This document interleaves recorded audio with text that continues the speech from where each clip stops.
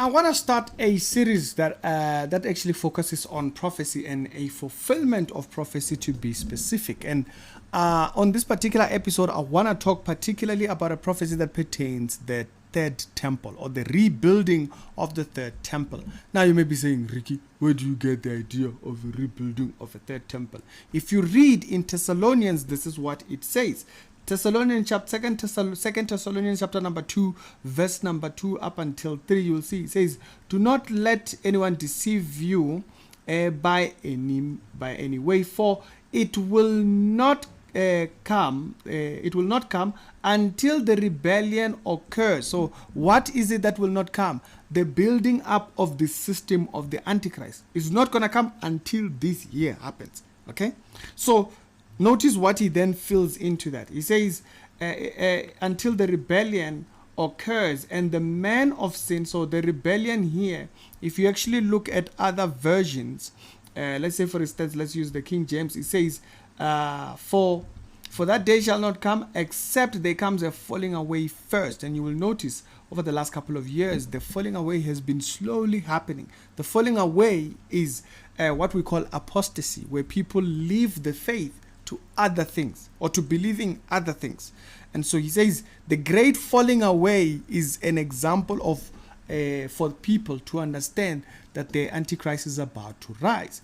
And so right now, with all the Pan-African beliefs, Busangoma, Amatongo, what, all these things, it has caused people to fall back into something else. They say, no, Christianity, she's Western, she's Western religion. No problem. You were prophesied. We knew you were coming. And so he says here that except the falling away comes and that man of sin be revealed. You see that part there. The man of sin be revealed. That's the Antichrist. And what does he do? He says that son of perdition is the only person who that particular title is being used for. But look at what it then says. It says he will oppose. This tells you exactly of what I'm saying. It talks of the third temple and the building of the third temple. And how does he put it? If you read back there, it says he will oppose and exalt himself above every so-called God. It doesn't matter which one. Every so-called God he will definitely oppose. And it goes on to say, or any object of worship. Okay. So he will sit himself in the temple of God to proclaim himself to be God. Now that's the part right there where you see currently you will note that in Jerusalem they do not have a temple. And so this is in a way of prophecy telling you something that's going to be in the works for the world system is to try and build a temple for themselves, for Judaism to have a place of worship. And so based on that part of the prophecy that we now know, he says this is part of what you're going to see when the Antichrist is rising, that there is some type of a temple where the Antichrist will proclaim himself. So I want to talk, okay, that's the background. I want to talk pertaining what's been happening that actually shows that prophecy might get fulfilled anytime. It's Rich Reality Show, the daily Christian commentary videos. If it's a first time over YouTube show, check out some other videos that are down in the pinned comments. I'll check you out over there. All right. So let's go through this what's been happening lately. I'm not even going to talk about things that have happened in 1940. No. I talk about things that happened right now. Some of these articles are actually from as early as this year. No, actually, as early as this month that we are talking on. Like as early as 7 days ago. Okay. It's very wild. The things that are happening nowadays, these are things that you would have, these days, no, one day. We don't even have to say one day. We just say 7 days ago, here's an article. So it's funny that, Abo, can I prophesy? When they're doing that, there is a portion of prophecy that actually matters to the history of a Christian being on this earth. Let's start it off here.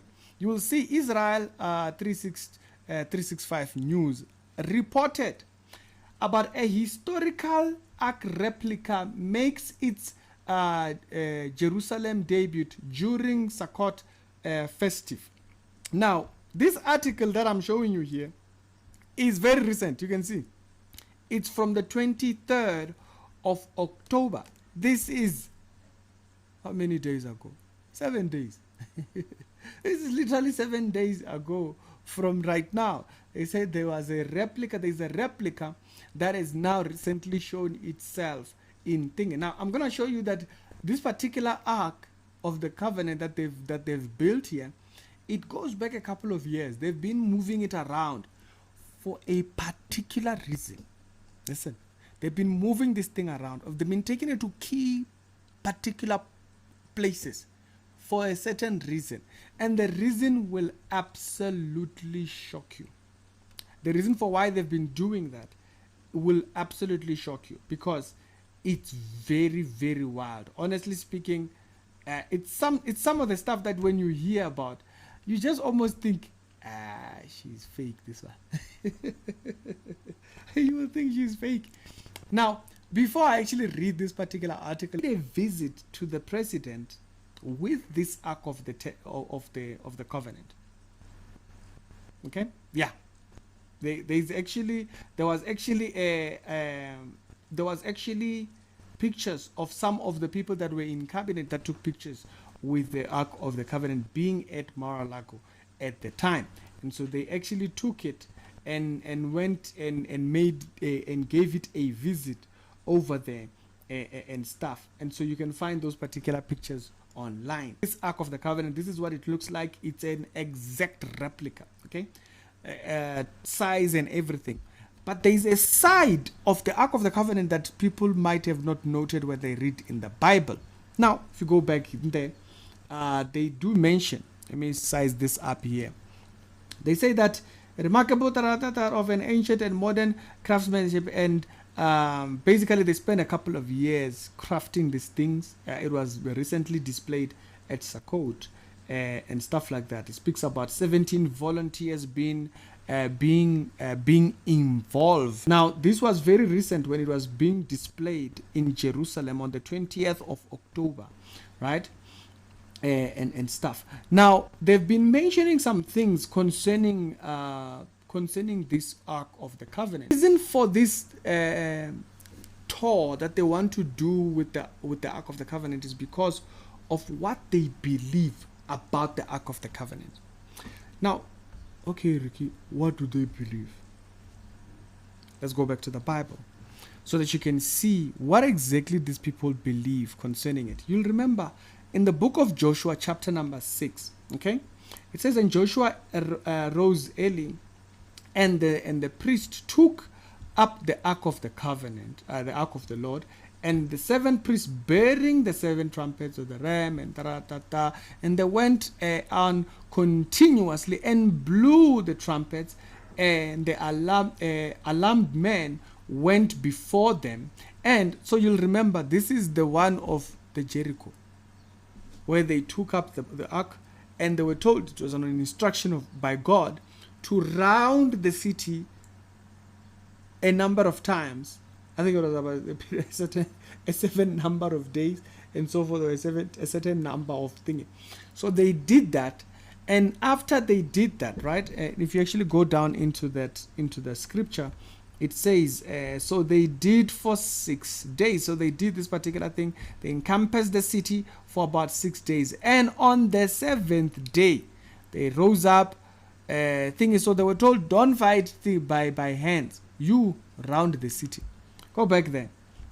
They encompassed the city, and in the same manner, and then they went around it 7 times. And this is when the Bible then records the falling down of the city walls after they blew the horns. So these people are trying to attribute the power of God around the ark to the present one.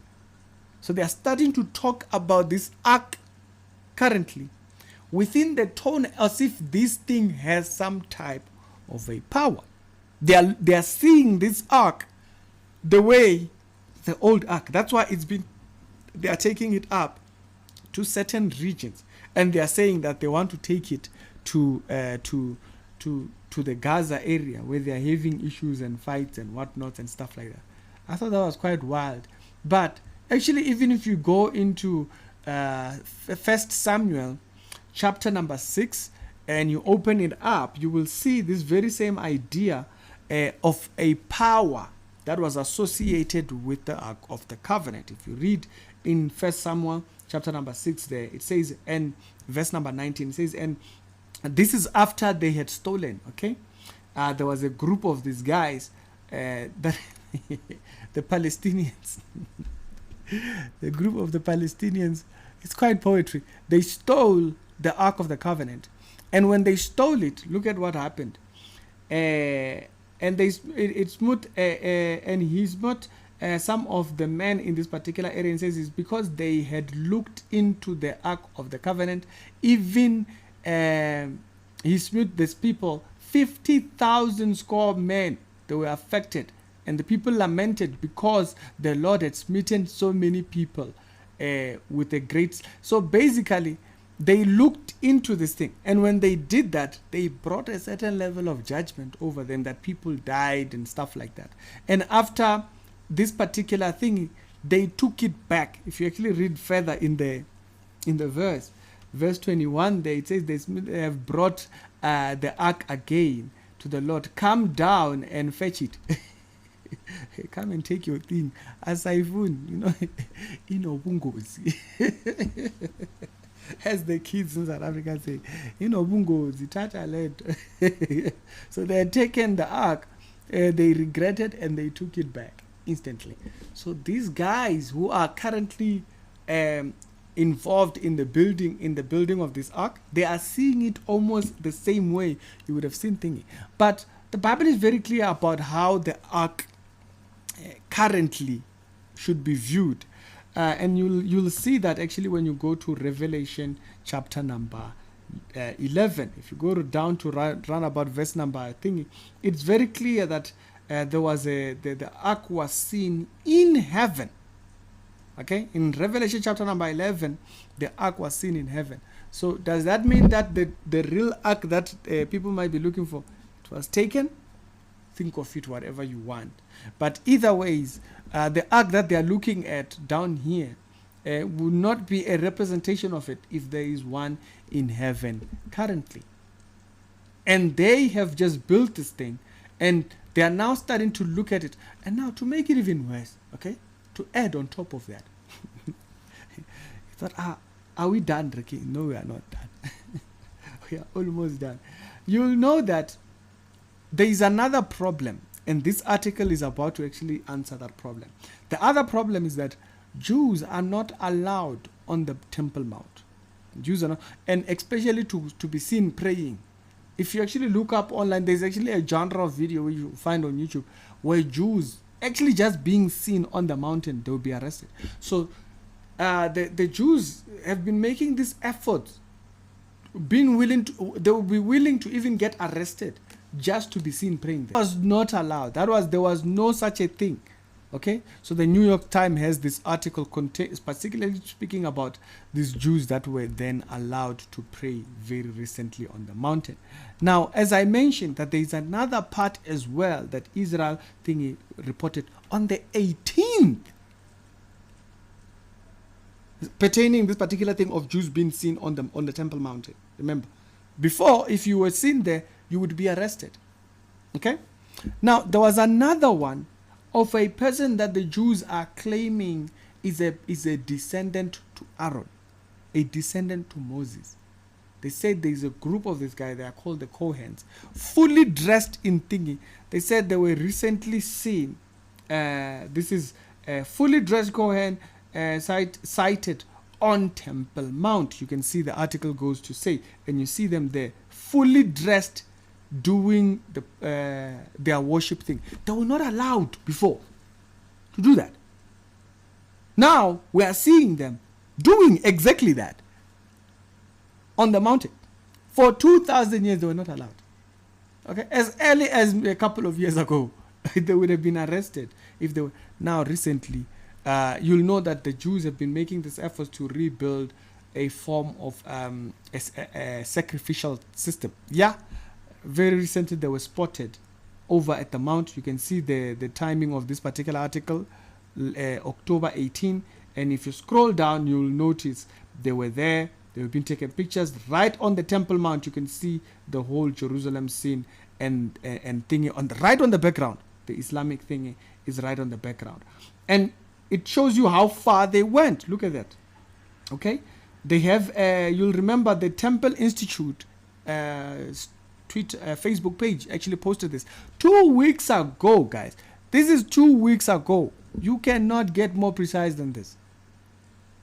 So that prophecy that the Antichrist will have a temple to proclaim his name, oh yeah, they're working on that fast. And so 2 weeks ago, it says another fest on the Temple Mount. This particular event of them being seen over there. It says a Kohen or a modern day descendants of Aaron, brother of Moses. The first Cohen, they say his name, that's his name, Cohen Gadol, and it says that wearing in complete kosher, basically, is the way the priest would, and then it tells you where does it come from. They were seen right acting on God. Now we know that these people don't believe in the New Testament, and so you're not gonna convince them otherwise. They are convinced what they are seeking to do is actually it's actually biblical. Little do they know that they're going to play right into the hands of the Antichrist with these efforts that they're making and stuff like that. I thought that was quite an interesting one for us to kind of be reminded of, to say there are efforts that are being made that you might not see, that even in church maybe they just don't know how to make sense of it all. Okay, because a lot of people just don't follow through with prophecy. In the discipleship class very recently, we mentioned this thing that prophecy is part of the Christian's discipleship, because it reminds him not to get drunken by life down here, to be constantly reminded that he is not of this world. It's the Rick Reality Show, daily Christian commentary videos. Other episodes down today, they'll be down in the pinned comments, and I'm going to check you out over there. So subscribe to the channel if it's your first time. And this particular episodes, I'll do them the more I see more of this kind of stories. I do tend to read most of them. I just was not making episodes about it. But now, let's do so.